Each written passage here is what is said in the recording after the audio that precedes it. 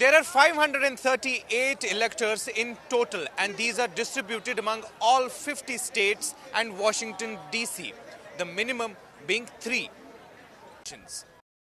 On the actual polling day, a voter marks the choice by filling in ovals given in the ballot paper. Ballot paper generally will have the names of presidential and vice presidential candidates. A glimpse of an early polling station in New York gives us insight into how this happens.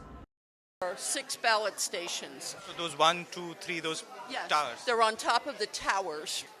They have poll pads, which has so you go, you say, the voter gives their address and their name, and the ballot, the inspector checks them in. Okay, and by address and name comes up, and if they're not registered, it won't come up.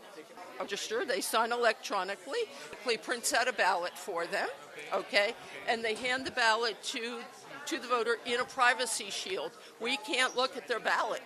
They get online for a privacy booth, and right now there are empty booths, but a lot of times they're all taken.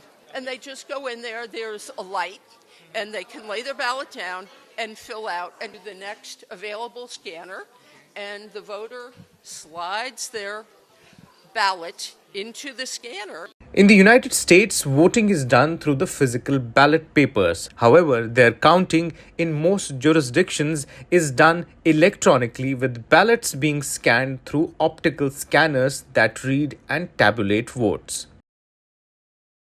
Results are transferred via memory drives to a central election management system. Counting of votes begins on the election night immediately after the polls close at 6 p.m.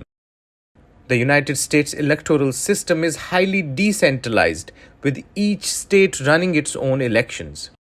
Since there is no single government agency that tallies results and declares winner, news agencies like Associated Press and other outlets call states based on electoral college projections. Final calls may take days in close races. The states, however, must complete the final certification by December 11. On December 17th, all 538 electors meet in their respective states to cast separate ballots for president and vice president. Most states use a winner-take-all system where the candidate who wins the state's maximum votes receives all of that state's electoral votes. So once a presidential candidate gets the maximum number of votes in a state, his or her party's proposed electors become part of the electoral college that would cast votes to choose the President of the United States of America. The proposed electors of the losing candidate are simply not appointed or certified. The only exceptions are 2 states, Maine and Nebraska. They use a unique congressional district method that splits electoral votes.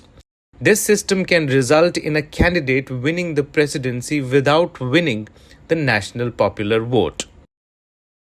In 2020, Nebraska's 2nd district voted for Biden, while the rest of the state went Republican. On December 25th, all the electoral certificates must be delivered to the President of the Senate, and Congress finally counts the electoral votes on January 6th.